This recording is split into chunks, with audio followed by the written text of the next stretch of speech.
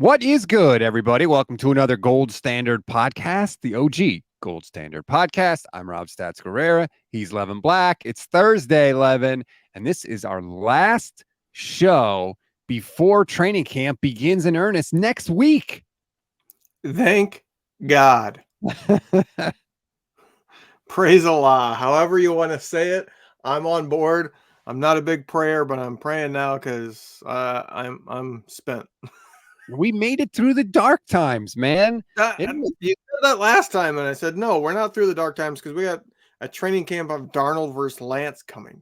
Yeah, but again, I don't consider that the dark times because at least we'll have stuff to talk about.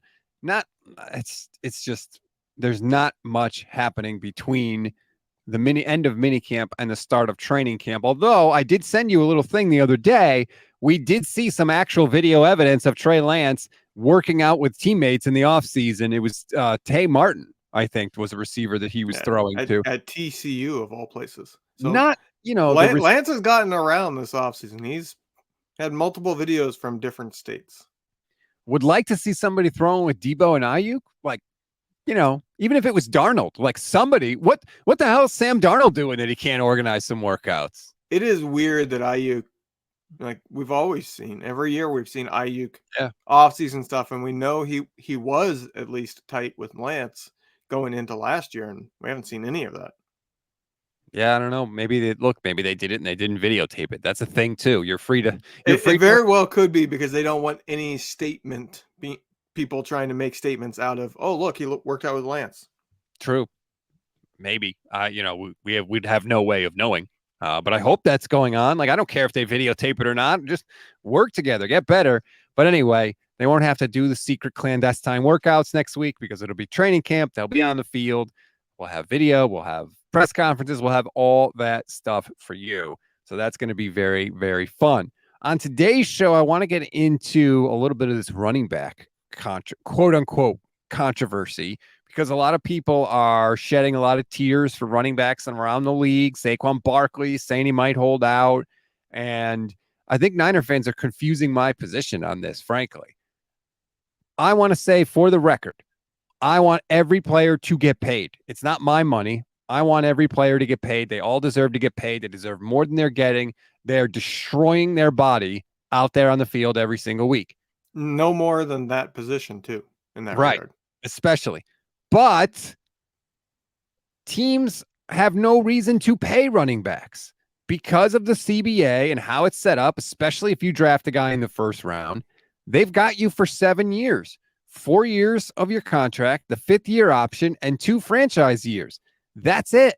They're never going to pay you money because by the time that 7 years is up, your career is basically over. You're pretty much spent as a running back, and that stinks for that position. I get that. I acknowledge that you are getting screwed by the rules of the league, but the way people are acting this year as if this is some new thing, this is some like revelation that teams are not paying running backs, I'm really, really surprised. It is what it is. Like, yeah, it sucks for them that a running back at 30 is toast, and there's only been a very few that have even been decent after 30. And that's the thing, like, nobody's dominated after 30. Right.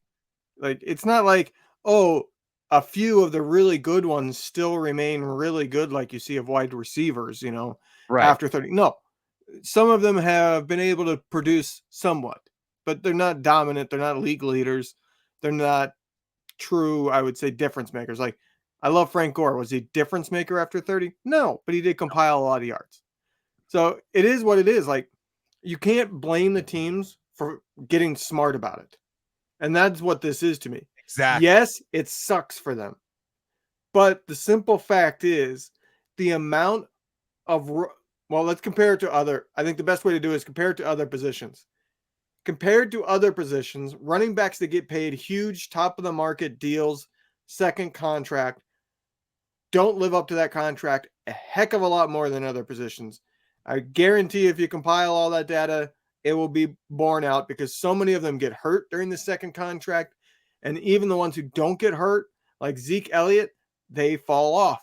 They're not nearly as good, even though their second contract still keeps them in what everybody considers the quote unquote prime years. The The simple fact is, I think with the league getting so fast and going so much towards passing and going away from the just run it up the middle, like what we hear on the play callers, that 25 teams are running some variation of the outside zone run now. That takes a little bit more speed. It's not, power is not really going to get you through, which is how you see a lot of running backs age. As they get older, they get slower, but they do better at pushing the pile and just kind of churning out yards. Well, that doesn't matter now.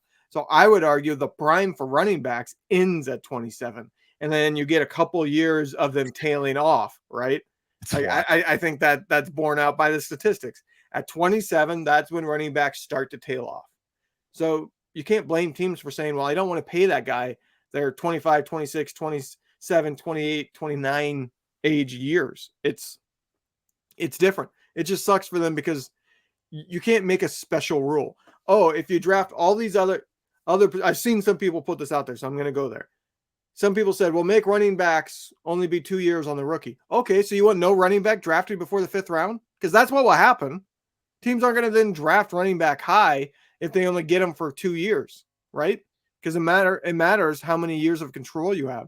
So that's going to devalue them in the draft, which means the ones that are really good in college get paid complete crap.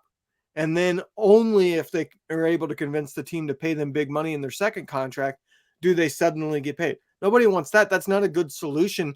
And you can't open Pandora's box of, oh, well, these positions get special rules when it comes to the draft and everything. It's got to be a catch-all. Everybody has the same rules going into the draft.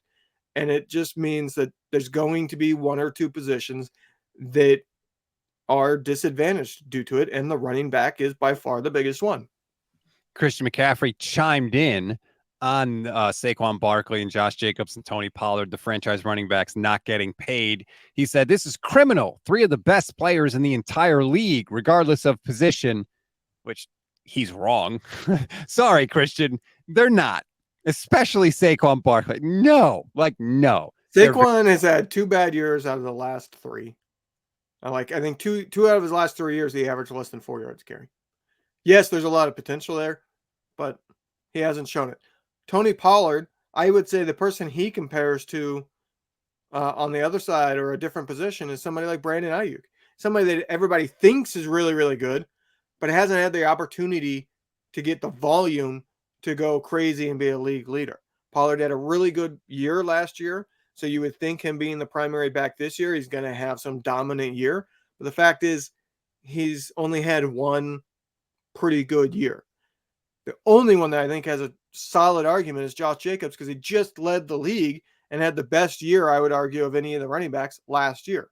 So he should have gotten paid. I don't know what he was offered, but I do think that the Raiders should have paid him 12, 13, maybe even 14 million average on a bigger contract. Maybe they offered that, though. We don't know.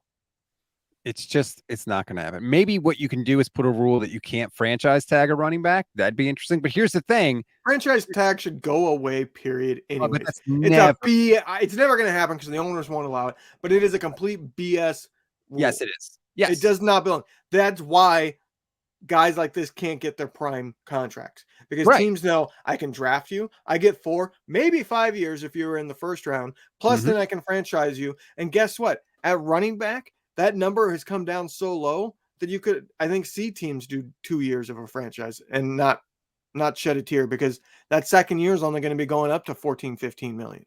Which is, by the way, what Christian McCaffrey is going to make this year from the Niners, $14 million. So next year. Well, that's what okay. And then the Niners have kind of been in this discussion because people are saying, well, whenever someone says you shouldn't pay a running back, people are saying, well, look at Christian McCaffrey and the 49ers. And it's like, yes, he was great. And last year was great. But a part of this with running backs is health. We don't know if Christian McCaffrey is going to be healthy. Last year, he played a full season for the first time in 2 years because he's been banged up before that. So we have to see, how the contract looks going forward. If Christian McCaffrey stays healthy and produces the way he produced last year, he's a bargain at $14 million. No question about it. But that doesn't mean every team should pay their running back $14 million. No, there's no other Christian McCaffrey. that's the part that drives me nuts about that argument. Christian McCaffrey is the outlier. He is the unicorn. He is a unique running back in terms of being able to run routes and still be a really good actual running back. Austin Eckler, yeah, he can get a lot of catches, but Eckler, one, is not the route runner Christian McCaffrey is. Two, Eckler's a so-so runner. You Right. know, he's not he's I would say he's below average as a runner. He's good enough that you still use him as a runner, but he really just comes because he's good at catching the ball. But Christian McCaffrey is a one of one. He is a running back that can run routes like a wide receiver and still be really good as a running back. And now he's married to the perfect system for him, the perfect coach for him. It is not a situation that you can then go, well, see how much he improved San Francisco. Yeah, that's because that's the only possible scenario that would have happened last year. Maybe if the Rams got him, you could argue, if some other team that would be able to utilize him in this unique way. But that's the only one. At Josh Jacobs, yes, he's really good. He's a great runner. The problem is you can find pretty darn good runners for next to nothing in the league. And that's why they've become so devalued. You can find Jordan Masons of the world that will produce well enough for you because the run game is not going to be what determines whether or not you score points in the league. And That's that's just the way the league has gone. that's the key, is that you might not be able to completely replace the production, but you can replace enough of it to justify the cap savings. Yeah. And 9 out of 10 teams right now, all they need out of the running game is it to be enough of a threat that the defense has to stay honest to it. They don't Right. need it to be a driving force. There's a joke in radio that the show is just the noise between the commercials. And the running back is kind of like the same position for a lot of teams. It's like, those are just the plays we run between the passes. Like it's a passing league. It absolutely is. And I also think the 49ers are uniquely set up to where they can pay Christian McCaffrey what they're paying him because their quarterback is not making a ton of money. If the 49ers were paying Kirk Cousins whatever the hell he's making, I don't think they can bring Christian McCaffrey in there. Like, you got to acknowledge the fact that the 49ers are set up in a way to be able to handle this, whereas most teams are not. That's certainly true. Look, I think the running back should, if you're talking about fairness in terms of like karma wise, I guess you could say, they deserve $30 million a year because no other position puts their body on the line like the running back does. And that's why they have such a short shelf life because they have to be the cream of the crop athletically and they take such a beating. And so that means the moment they lose a step, they're nowhere near as effective. And it's not like a wide receiver where, yeah, he lost a step on his speed, but he became a better route runner, so he's still just as effective. It sucks for him, but it is fair market. Like, teams shouldn't have to be guilt tripped into overpaying for a position. And like I said, most of the running backs that get these huge contracts in their second contract don't live up to it. And that's the key. Why should we be sitting here and be in an uproar at, like a lot of the national media is saying, this is ridiculous. This is collusion, as I've seen some people throw out. No, it's just business smarts. No, this is not collusion. Collusion was everybody immediately saying the second Lamar Jackson requested a trade, I'm not interested in Lamar Jackson. That's not what. Hey, an MVP quarterback still in his Right. mid-20s. Nah, not interested yet. That's never happened in NFL history. So that's not what this is. I agree. This is just teams realizing, hey, given the CBA and given what happens with people at this position, it doesn't make sense for us to allocate our money here. And they're just not going to do it. And history shows that they're right. In 2021, when Derrick Henry went down for the Titans, guess what? They had no problem running the ball without him. Last year, the Panthers running game was great without Christian McCaffrey, with a crap quarterback. Like, we've seen teams be able to compensate for this. So I get why. Right. I get why Christian McCaffrey's upset about this. It's his position. He probably has a ton of friends at the running back. They are getting taken advantage of by the system. I acknowledge that again, but until that changes, what's happening is never going to change. And you talked about it before we went on the air. List the running backs that are set to be free agents next year. It's an insane list. Well, you have all the franchise guys that just got the franchise tag, didn't get long-term deals. So that's Saquon, that's Josh Jacobs, that's Tony Pollard. But you also have guys like Jonathan Taylor, Austin Eckler coming. Like, I'm missing one of them, but there are a ton of running backs available next year. Like it's literally probably 6 out of the top 9 to 10 running backs in the league are slated to be free agents next year. That's crazy, but get used to that. That's only going to happen more and more for sure. And of course, with the running back goes the offensive line. The 49ers offensive line is, well, they're telling you it's good. We have some concerns, but I was looking at the roster before we hit record today, and I was just trying to look at some of the offensive linemen that aren't starters beyond the guys that are going to be starting. And I got to tell you, I said I'm going to give the team the benefit of the doubt, so I am, but I'm still worried. I look at the list: Nick Zakel, Jalen Moore, Jason Poe, John Feliciano, Joey Fisher, Alfredo Gutierrez, Il Manning. That doesn't exactly fill me with the warm and fuzzies if somebody goes down, or God forbid, multiple guys go down. That's the worry there. It's I'm not so much worried about the starter. We've talked about Colton McKivitz already. I have no idea whether he's going to be good or not. We have not seen him. So I have no clue.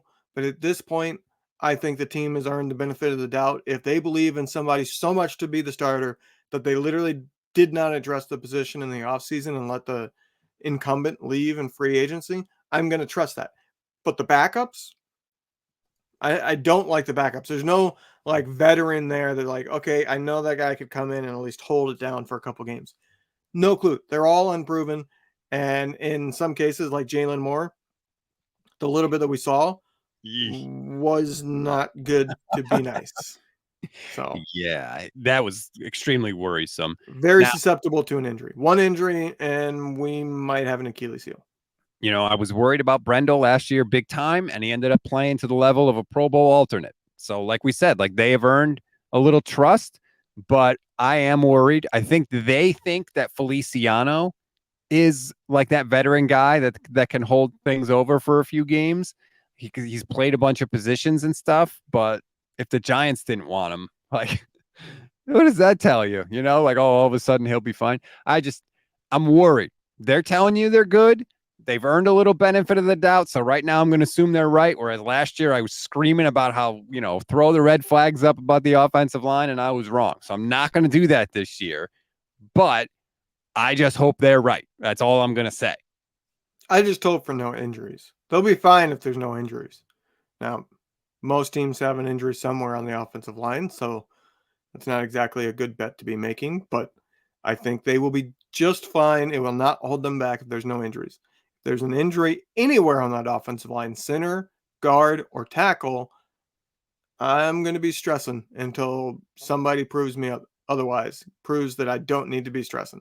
And I don't have a lot of faith that would happen. Let's just say I am very happy that at least 3 of the 4 quarterbacks on the 49ers roster have some mobility, because I think there's a good chance they're going to have to use that. And by the way, that's okay too. Like, if you're going to have an offensive line that maybe can struggle, yeah, you want a quarterback that can move around a little bit. Those guys can hide a lot of stuff. And we've seen Brock been able to, especially Brock, like when there's a free rusher, he's really good at escaping a free rusher. He doesn't really like run away from people. That's not really his deal. Lance will try and just run away from people. He doesn't have the like elusiveness that Brock Purdy has. His thing is more, screw it, I'm just going to run and try to gain yardage. If Lance can get a step, you're not going to catch him. If Purdy gets a step, you're catching him. It's not, Purdy's a matador. He's got to keep going ole and let the bull run by you because he cannot outrun anybody. But he's so incredibly agile and quick-footed that he can constantly sidestep you. And he's gonna sidestep you and throw. Lance is gonna just try to run away from you. That's the difference. But both guys should be able to compensate if things do get a little dicey along the offensive line. If there is an injury, the third guy, Darnold, the ghost will be for real for once if there's an injury on that offensive line. Well, but Darnold can move. Darnold actually is more mobile than people give him credit for. You can Google the run. I think it was against the Broncos. He had like a 52-yard touchdown run. And you're like, damn, like he splits 2 defenders. Steve Young 2.0. Here we go. I'm not saying that. I'm just saying mobility-wise, he's definitely better than anything they've had before this year. What was that voice? What? Tried to go base there for I a was just second. putting emphasis on definite better than any. I mean, God, Jimmy Garoppolo was insane. I cannot believe how immobile Jimmy Garoppolo. I mean, he was immobile. He was and not elusive. He was immobile due to PTSD.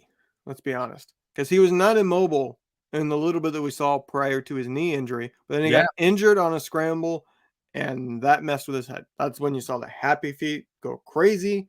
He got nervous the moment it got past 3 seconds, and he hadn't gotten rid of the ball. I And mean, it just seemed like he was scared to get outside of the pocket because he didn't want to get injured again. it was either nerves or maybe like something didn't go quite right and he just lost speed. It could have been that too. I don't, he never really like ran again, so we never really got to see him like flex that muscle. He would scramble occasionally for like a 5 or 6 yard gain, but he never like opened the throttle or tried to, take off anywhere. But The obviously, fastest he might have run last year was out of the back of the end zone. oh, well done, my friend. Well done. I could cite the Madden ratings for the 49ers offensive line, but I won't because that game is Don't care. garbage Yeah. and you shouldn't buy it. It's terrible. And the fact that they got Welcome to the dark side. Because I remember when we started doing a podcast together, you were still very big into Madden.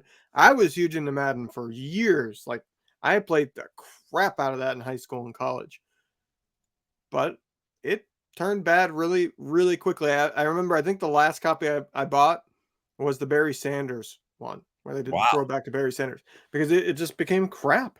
It's the same thing.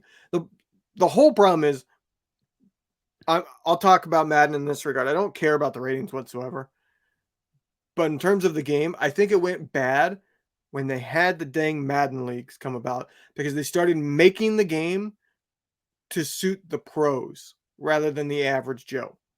They took away some elements for the, those of us that aren't going to try to sit there and fine tune and research the perfect plays and doing all these pre-snap adjustments. And they made it a game that like was higher skill than it normally was. It wasn't about fun anymore. It was about, hey, you need to be like a real player and do all these crazy adjustments pre-snap and research all these perfect plays and all this. And it's not fun anymore.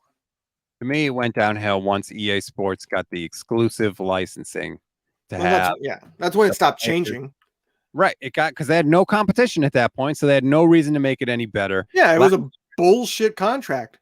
Talk about a monopoly. Like that should not have been allowed. That to me was when it all went downhill. Last year was the first year I didn't buy it in a super long time. Now, full disclosure, I want to be totally honest with people. I might get it on GameFly this year because, and I can't believe I'm saying this, people will watch on YouTube a simulation of like whoever the Niners are playing this week. I've seen other people do it. So I may just get it for that and just let the computer do it. Because look, I mean, we talked about doing a Madden league this offseason for content, which never came to fruition, probably because neither one of us wanted to get devoted into having to do it because it's just not a fun game anymore. Yeah. So anyway, I just wanted to sneak that in. I mean, I might play it a tiny bit if it ends up on the Game Pass, because I have an Xbox, I have Game Pass. It will probably end up in there somewhere around the midpoint of the season, and I might play it just because during the season I'm like a football junkie. Here's what really the straw that broke the camel's back for me. When the game was coming out last year, I was still working for SB Nation doing the NFL show. We tried to go to EA Sports to get somebody from the game on to talk about the game. And we told them, look, we'll let you pub anything you want. We're going to ask you questions about the game and bring up concerns, but like, we're not looking for a fight. Like, we'll bring you on and you can talk about the game and we'll just ask, like, did you make an improvement here, there, or the other thing? They were like, nope. All of a sudden they changed their tune. They were like, nope, we can't do it. Then I went to a member of the development team. I DM'd him and I was like, hey, are you willing to come on? And he was like, I would love to come on and talk about the game. No problem. And then his bosses found out and shut down the interview and it never happened. They knew that their game was crap and they knew they couldn't answer for it. And so they didn't want to face any questions whatsoever about it. And that's when I really lost respect for you, because you knew you were taking advantage of people. You knew you had everybody by the balls and you didn't care. And so I was like, you know what? You're not getting my money this year. EA Sports. We suck. In the New game. slogan.